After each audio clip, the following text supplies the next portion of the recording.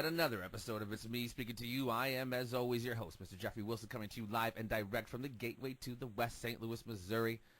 And I am not letting you down again today, folks. I had the absolute pleasure of running into this gentleman so very serendipitously a couple weeks ago at the live juke joint where he is recording his talk show, his late night talk show, Late Night with Pascal. He records it every Tuesday night, and then it is broadcast every Sunday night at 12:30 a.m. on ABC KDNL 30 right here in St. Louis.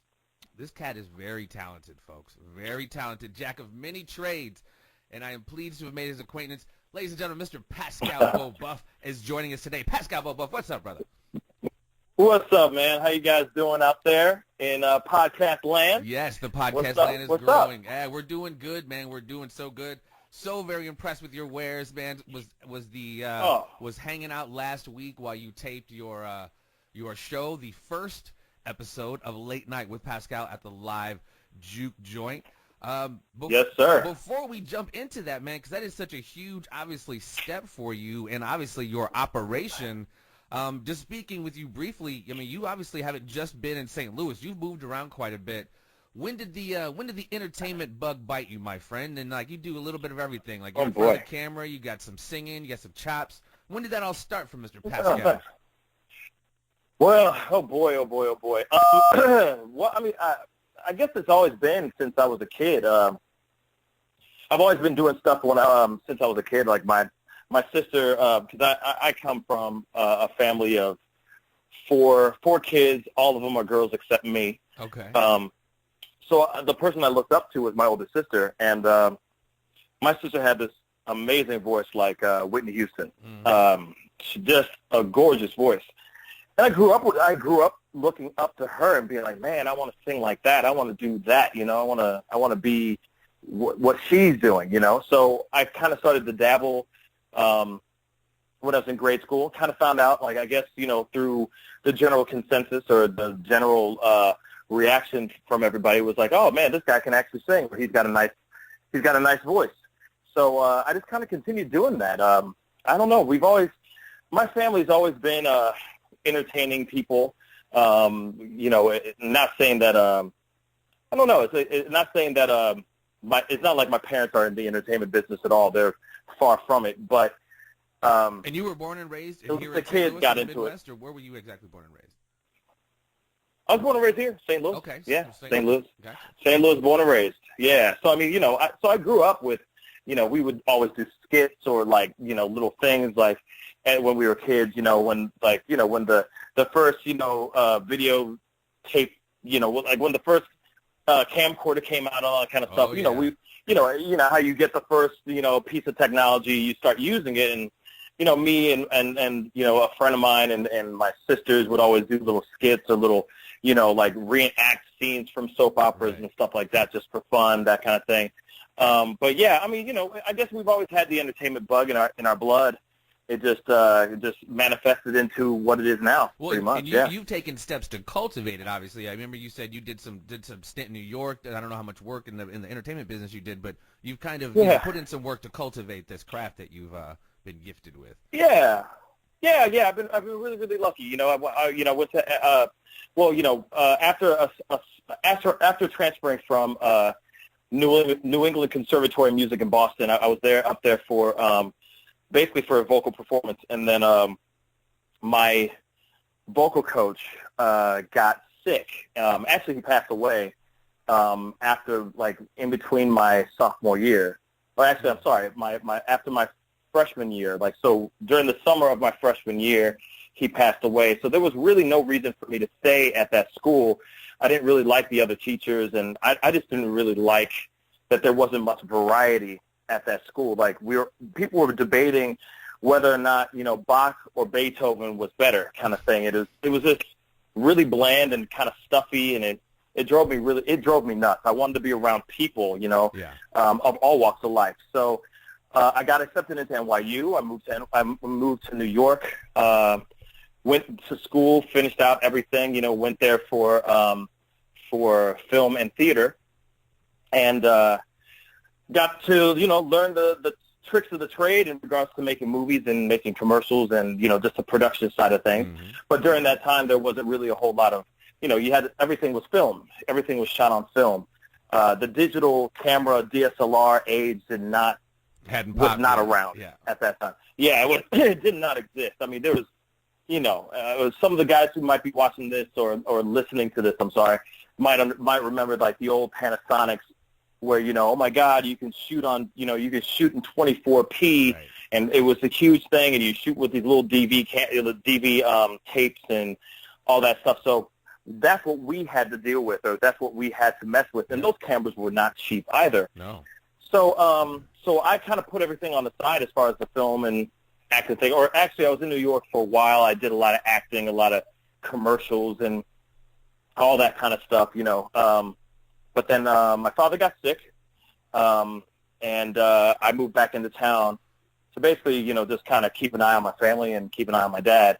And it was kind of it was a pretty dramatic situation that happened, which caused me to realize that maybe I need to move back home and stay home and be closer to my family. So I did. And basically, after a while, I did, since I can sing, that's my first main source of, I guess, skills. Mm-hmm. I started a cover band called Broke. We played all over the place. We were doing the typical cover band circuit, mm-hmm. Helen Fitzgerald's and so on and so forth. And did that for a while. Ran that for about 5-6 years, and certain things, internal things happened within the band, which caused us to disband. And so basically one day I took a trip out to Miami just to kind of clear my mind and get my mind away from the chaos in which I was like, what the hell am I going to do next kind of thing. And I know it sounds crazy. I know it sounds stupid, but I was sitting there on the beach looking up to God, having a conversation with him, and then suddenly the image of video came into my mind. And so I was like, you know what? I'm going to pick up the camera again, and I'm going to start shooting my own, skits, my own music videos. I'm just going to do me. But I picked up the camera, and literally a few months after, I got a phone call on New Year's Day, literally New Year's Day, only maybe a few weeks after I had made the decision to start doing film stuff. And what year is this? And, sorry, say again? And what year is this? Oh, man, maybe 2009? Okay. 2009, I think? No, 2008. It was 2008. Time frame reference of where we're at. Yeah. Yeah, it was a long time ago. So this is many moons ago. So anyway, so I get a phone call from this artist that I knew because I had put a short film. It got accepted into the, St. Louis Film Festival and all that. And he was like, hey, man, I want to do a music video. I'll give you a couple bones to do it, that kind of thing. And I was like, well, heck yeah. So I started shooting this music video. I put it out, and it was one of the first of its kind because there really wasn't anybody getting hip to the idea that, oh, you could pick up a digital camera, and make music videos and put them on this thing called YouTube and actually get followers and views and all that kind of stuff. People were not hip to that. So I was kind of one of the first of its kind in St. Louis, at least, because St. Louis is, kind of 10 years behind in a lot of stuff. Sure. So, anyway, so I started doing that, and then that's when I realized, holy crap, I could actually make money still being creative, mm-hmm. and do what I basically, I can use my degree. I can actually use my degree. So I basically funneled all my work, all my focus into being behind the camera, shooting music videos. I actually shot a music video for Vega Heartbreak, which was the 2011 Go Cardinals rally song. It went viral. It was, once again, it was one of the first of its kind. Wow. And that's when, if you notice now, anytime we get to the playoffs, there's 17 different versions of some type of song about the Cardinals. Oh, wow. Because people are hoping to get viral. That's crazy. Yeah. That's cool. Yeah, so we did that, and that kind of put me on a different platform. Everyone was like, "Oh man, we gotta talk to this beautiful beef guy. We gotta talk to Pascal. We want him to shoot our music video." So I started just shooting a crap load of music videos. After a while, I got really bored with it because it was just the same old stuff. A lot of talking head, shaky cam. You make this guy look cool while this girl dances and shakes her, twerks, sure, while he's pouring out champagne and acting like the car that's behind him is his and all that stuff. Like, it just gets old after a while. Yeah. So I started turned my music videos into short films. And so I started, anytime I heard a music video or heard a song for a music video, I would pitch to the artist, hey, why don't we have you act in it as well? Why don't we do a story? Why don't we do an intro before the actual music video or before the music starts, and then the story after the intro is about what you just, it continues except there's no dialogue. Mm-hmm. It's like it's a short silent film. So I started pitching that. I started doing that quite a bit.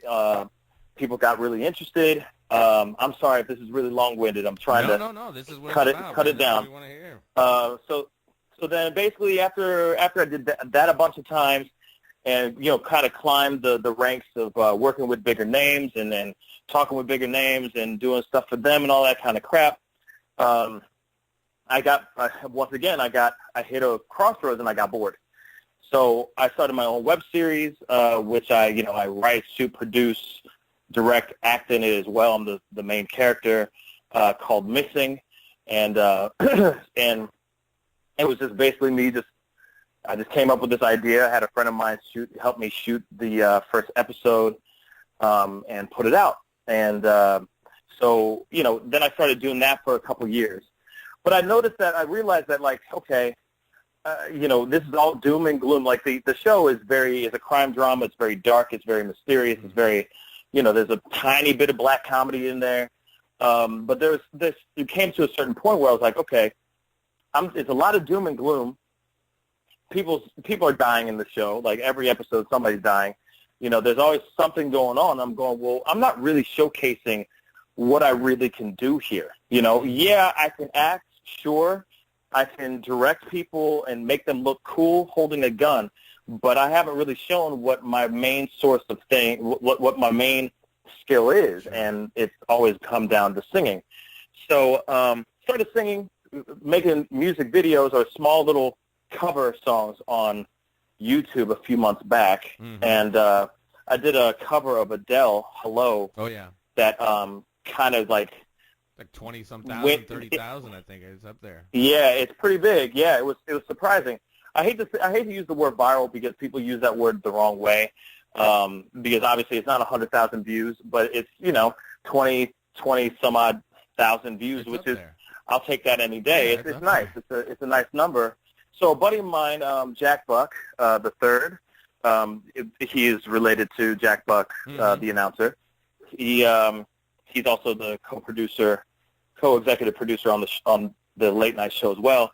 Came to me and he's like, hey, you're already putting out all these skits and these cover songs, and you're doing all this stuff, and then you're also interviewing people on your YouTube channel and doing all these little games and stuff and having a good time. It's like, well, why don't you just compile it into a full show and actually do a show, So we stumbled upon ABC. We pitched them our idea. They liked it. They saw the potential in it growing into something bigger, so and they gave us the spot. Had you guys not done any pilot or anything prior to stepping into? Just other than previous work, the late night. You had nothing as far as a template, as far as concept on late night. No, all I had was my portfolio in my YouTube on my YouTube channel. Gotcha.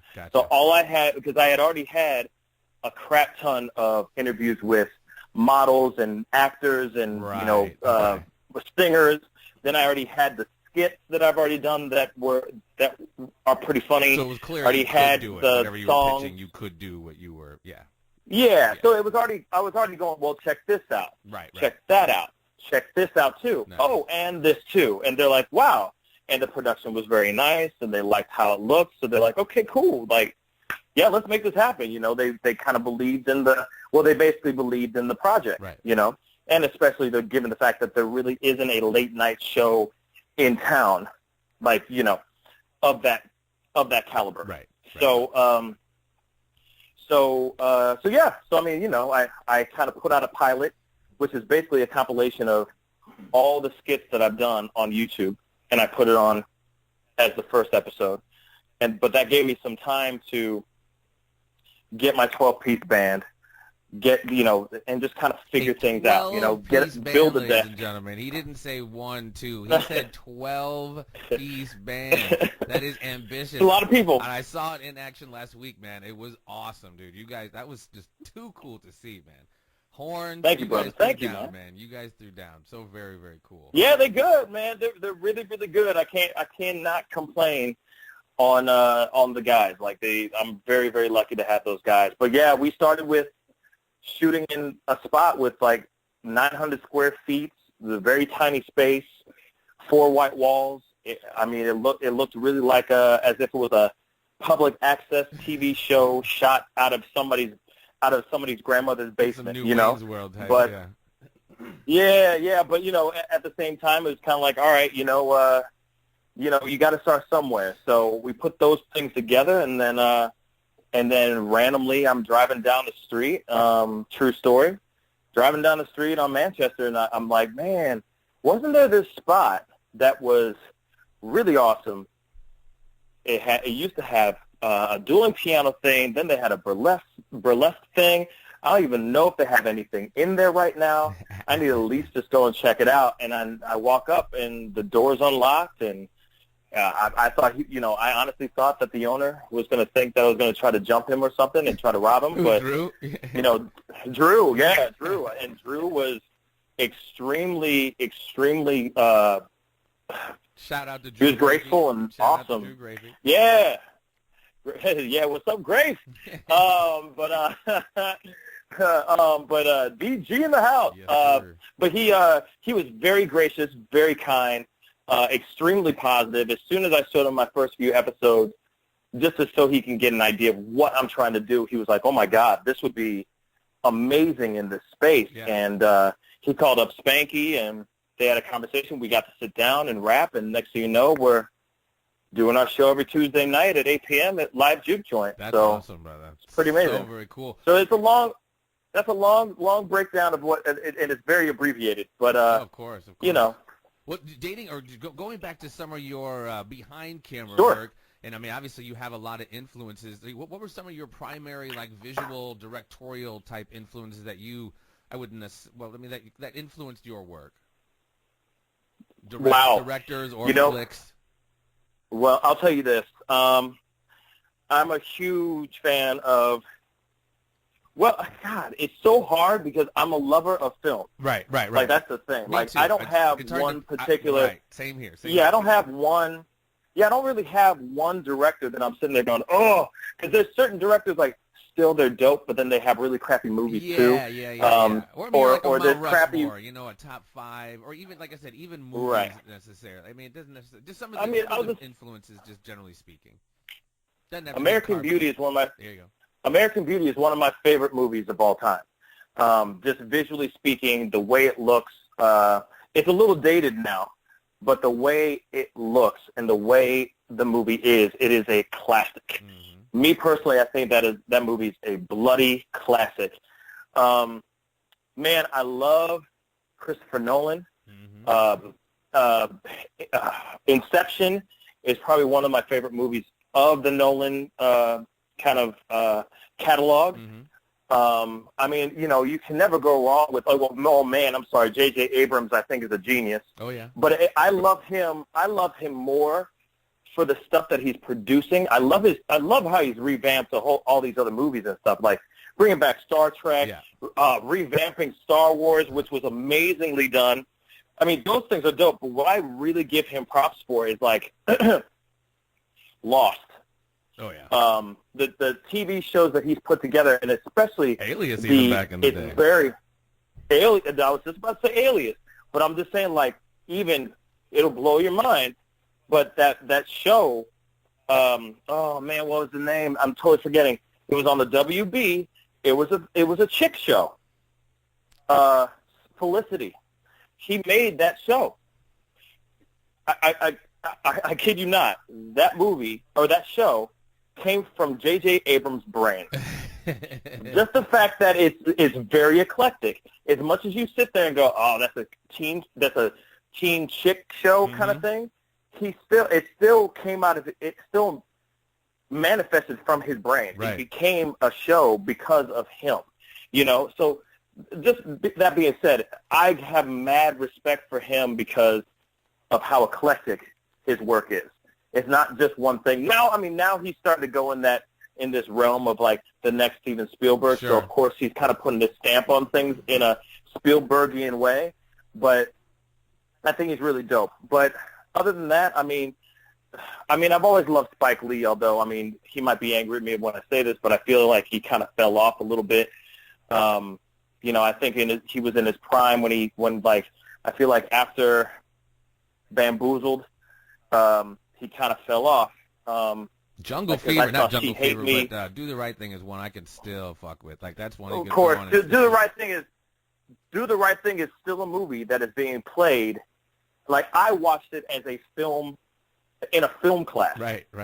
If you got a movie that they're using as a as a template for American cinema, not African American cinema, but American cinema, and they're actually telling you that you're actually using it as a platform for education, man, you cold. Right. You cold. That's it. There's no conversation after that. But and that's the double truth. I'm a big fan of his, but he has his own. He just has his own genre of stuff, and it's usually, over the same themes. Although I'll give you this, Inside Man was dope as hell. I thought that movie was amazing, but it wasn't his script. It wasn't shot the way he usually shoots his thing. He had his signature dolly shot, of course, but it didn't take away from it just wasn't all the way him, if that makes sense. Right. No, absolutely. But I think on 25th Hour. I could talk about Spike Lee for days, but I'm still a big fan. I just think that he just kind of, I don't know, something just happened and he kind of fell off, and I just feel like maybe he's kind of playing the same note, and I'm looking forward to what he comes out with next. I haven't seen Chirac yet, but I heard it's amazing. I heard it's really good, or there's people who liked it and people who didn't like it. Well, but, it's based off of a Greek story, right? Like a Greek theatrical story, which I didn't realize. Exactly. Yeah. Exactly. So that's definitely something interesting and different about that as well. But like I said, it just really depends on the movie. I just saw this movie. I only saw this I saw this about 5 months ago. But The Gift. I don't know who directed it. All I know is that the actor who was in it is actually the person who wrote. Or actually, I'm sorry, he directed it too. I'm sorry. The main actor who plays like the creepy guy in the movie, he wrote it and he also directed it. And I've got to be honest, the movie was dope as hell. Very mind-blowing and creepy. It definitely seeps in your brain like, what is going on here? But it was some good thriller stuff. So, like I said, Saving Private Ryan is a dope movie. It's just there are these great storytellers that have their great moments in time. They're great moments in the spotlight. Sometimes you can hold that spotlight for longer than just that 15 seconds of fame, because it's not 15 minutes anymore. Yeah. It's 15 seconds. Yeah. So, if you can withhold that look, you use that term more than once, eclectic in that. Obviously your taste is that very thing, like, from Spike Lee to J.J. Abrams. You run the gamut there, and I think same with music. Like, I listen to everything, and I think the bigger your palette, the wider your base or your palette of colors, if you will, I think it just enriches more of the product. You know what I mean? It creates more layers, more depth. Like you said, you're not playing the same note in the same genre per se. You can tap into multiple different aspects of things, which is cool, man. That's if you got something that really gets you, or if you have a passion to be an amazing singer, of course, if you're a jazz singer, cool, that's fine. But I mean, you know, if you could say, hey, you know, there's like, for example, perfect example, Pat Benatar, right? You know, she had all those hit me with your best shot and all that kind of stuff. She was a classically trained singer. She's a classical singer. She could have gone off on a different path in her life and became a huge opera singer and sang nothing but arias all day long. But she ended up going and becoming one of the biggest rock singers of the 80s. Yeah, definitely. But because she at least had that background, at least had that palette that she could go back to, because still no matter what, even those songs, I mean, she's still playing with those colors. Oh, yeah. They're just a different, you're just looking at it in a different frame. Yeah, you're just looking at it in a different lens. lens. An option and not, you know, she's multiple dimensions. Yeah, that's not a lot of people have that talent, man, and that's very true, and that's why, you know, tell people if you're going to kind of get into the industry, man, definitely don't get in for the fame or the money. You know, do it for the work, do it for the love of the art, if you will, because, like you said, do it for the passion. It's 15 seconds anymore. It's definitely not 15 minutes, my brother. So in game, man, were you trying to, like, you know, 5-10 years or even shorter? I mean, you got so much momentum going right now. What are you trying to do with this? You trying to take this to maybe national, trying to blow it up online? What are you trying to do? Yeah, well, I mean, I'm hoping that it's I hope this is momentum. Oh no, it is. Well, I think thanks, bro. Well, here it is. I mean, my goal, of course, is to go beyond, above and beyond, and try to get this to be something bigger and better than ever. You know, I understand that there's already a ton of late night shows out there, but there really isn't one that's based out of St. Louis. No, there really isn't one that's just based here. There is so much talent, there's so much about this city. So much history. That has so much history as well, but there's so much that hasn't even been tapped into yet. That there's, like, I feel like what frustrates me more than anything in the world is that, because of course I'm an artist and, you know, I'm a creator as well, is that people don't realize that St. Louis could be that hub again. Could be that spot where, you know, you're hearing jazz for the first time, where you're hearing blues for the first time, like what it was back in the day. That there's art and there's creativity, but everyone goes into this whole, screw it, I gotta go do that 9 to 5, have to pop out some kids, make sure they at least graduate high school so I can die. Right. And then they do that vicious cycle as well. Right. And then that's what frustrates me, is that there is so much in St. Louis. There's so much entertainment in St. Louis that is just dead and buried in the ground. You know, it just like seeps into this concrete jungle of St. Louis. You know, it just seeps in there and just dies with all the greats when we could be great too.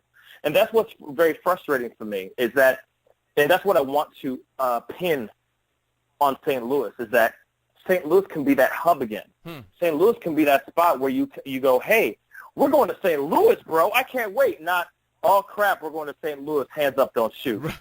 And that's the thing. And I don't mean that in a bad way. No, you know, because there's so much tragedy that has happened, and of course we have to absolutely, you know, acknowledge those tragic things that has happened. But there's still so much color, so much light, so much more in this city than just people robbing each other and people and police brutality and the crime, you know, Black Lives Matter. There's more than that. There's more going on in this town, and I feel like that's what I'm trying to bring.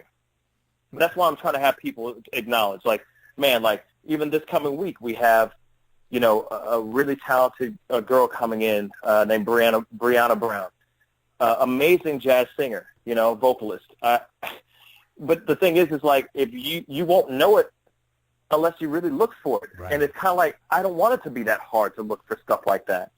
You know, I want people to know, oh, shoot, you know, this girl's performing here. Or, you know, it's like we got to, you know, as much as everyone's like, St. Louis stand up, I think they kind of do a half crouch, and then they kind of sit back down. And it's kind of like, no, let's stand up.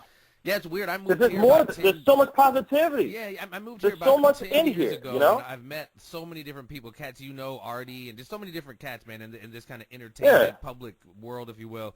And I kind of get that vibe. I mean, there is so much going on here, but it's like Man, when I was growing up, St. Louis was kind of the spot to come visit, but it's like it seems like it's kind of scared to blow up, scared to stand all the way up and like be that, you know what I mean, that pinnacle city again.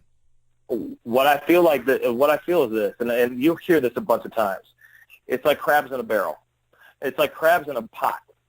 It's like in a boiling pot. As soon as the temperature goes up, these crabs are pushing each other down, trying to get out of the pot. Mm-hmm. Instead of going, hey, let's make a crab ladder. Right. Let's make a ladder. Let's all of us crawl out of here and help each other out. Yeah. That's what St. Louis is. It's like, oh, okay. And I got mad respect for RDJ. He's built his brand and his company and what he's been doing for years. Mm-hmm. That's the reason why you go to any club that he is promoting or DJing at, you know for a fact that you're going to see beautiful women. Yeah. And it's going to be packed. Yep. Well, actually, it's going to be packed with beautiful women. Right. Why? Because he's built that brand Yep. for God knows how long, and he's got a great team with him, and he's able to do what he do. But if anybody else was trying to do something along the lines of that, it's almost like there can only be one type of mentality. Right. It's like, no, we should be sharing. We should lift each other up. We shouldn't be pushing each other down. Rising tide. And that's the problem. Exactly, and that's the problem with St. Louis. Because you know for a fact, we can have another Nelly. There's a possibility of us having 7 Nellies right now. Right. 17, 700.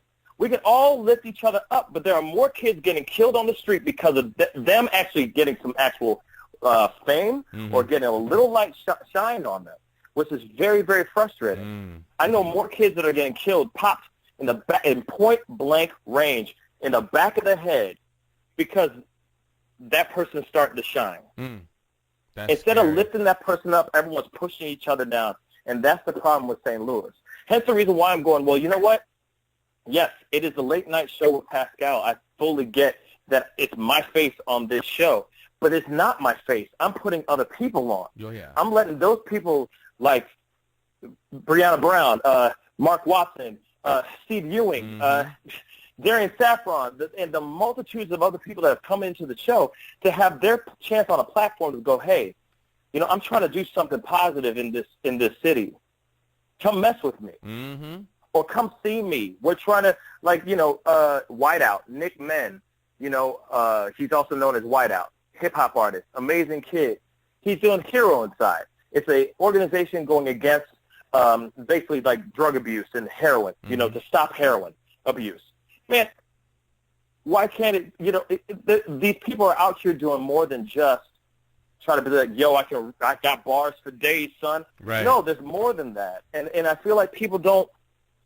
Louis doesn't want to see that. And that's the frustrating part.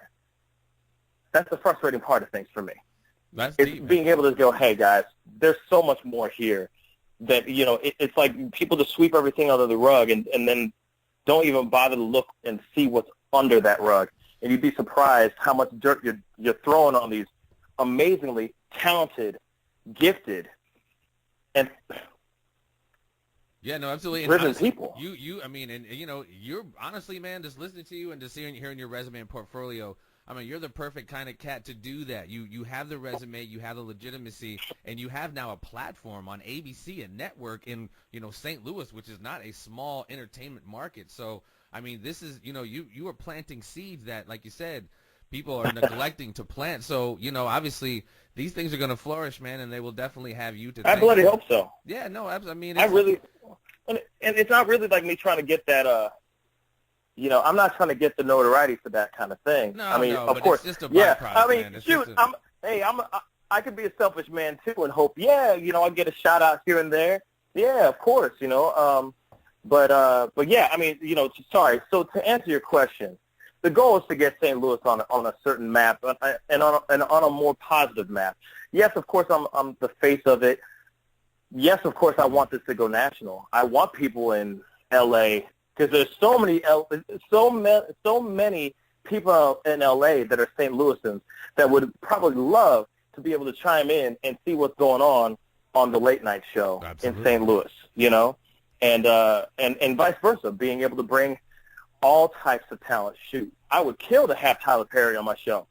You know, I would kill to have Tom Cruise come in and sit down and talk about his latest movie that's coming out. Right. You know, like I said, just bringing just kind of making St. Louis vivacious again, you know? Putting it on the map. So for me, it's like being able to take, I'm trying to look at it as I'm trying to do the old Rat Pack thing again. So, you're able to do like jokes and do all that kind of stuff, but you're also still being able to break out into song if you wanted to. They're still making people laugh because obviously there are tons of Jimmy Fallons out there. Right. There's tons of late night shows of that type of platform or that type of structure. And so I'm trying to do it in a different way so that, not everybody's like, oh, God, here we go. It's late night show, so of course you know what it's going to be. Opening monologue, he interviews people, and then everyone goes home.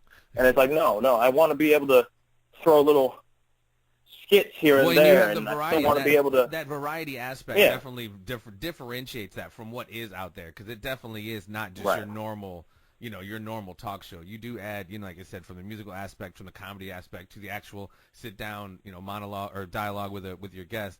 You definitely offer something, and it's definitely worth peeping out. Man. Absolutely. It's funny as shit. Your boy Silly Man is funny as hell.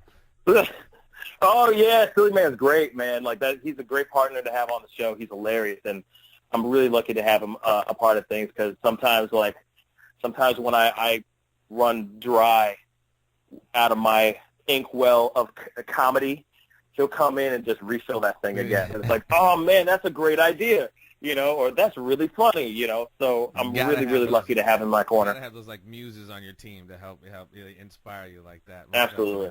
So Absolutely. I'm running late here. We done got to chopping it up. Oh yeah. You done took me all deep. I can't. You got lucky, my friend. You were one of the few who missed the conspiracy triangle of doom. I will have to sew you up. Oh, it's not. Next time when I get you back on, I gotta go get my little one from school. But let me tell you what, ladies and gentlemen, Mr. Pascal Beauboeuf, he is taping every Tuesday, late night with Pascal at the Live Juke Joint Dueling Piano Bar in Maplewood, Missouri, and then that episode will be broadcast on ABC KDNL 30 Sunday nights, 12:30 a.m. Pascal, my brother, do you got any social networking stuff you want to shout out so people could follow up with you? Hell yeah. You can find me on, let's see, Instagram, Beautiful Beef. Twitter, Beautiful Beef. Snapchat, Beautiful Beef 24. Periscope is Beautiful Beef. What else? Beautiful Beef. Shoot, man. Your YouTube channel. Beautiful Beef across the board. Yeah, your YouTube channel. Oh yeah, my YouTube channel is Beautiful Beef, but you can also find my stuff on Late Night with Pascal as well, on the YouTube part of things. I also have an Instagram for Late Night with Pascal too. So you guys can just cyber stalk me on all those handles, and I will link see what's all good. of those to this video, my friend. It has been my absolute pleasure, man. You are a brother of substance, and you're trying to do not just shit just for yourself, man, but for the crew, the city, the community. I dig it. You're definitely putting down some flavor, and I dig what you're cooking, my man. Tomorrow night, I will be there for another taping. This has been Pascal Beauboeuf, the host of Late Night with Pascal. Yes, sir. Thank you so very much, my friend. Continued success, brother, man. Thank you, brother. Thank you. See you guys. See you later, guys. Much love. All right. Stay tuned, ladies and gentlemen. There will be more. Thank you for listening to It's Me Speaking to You. Please spread the word and subscribe to the YouTube channel, and stay tuned for more conversations with a variety of guests on a variety of subjects.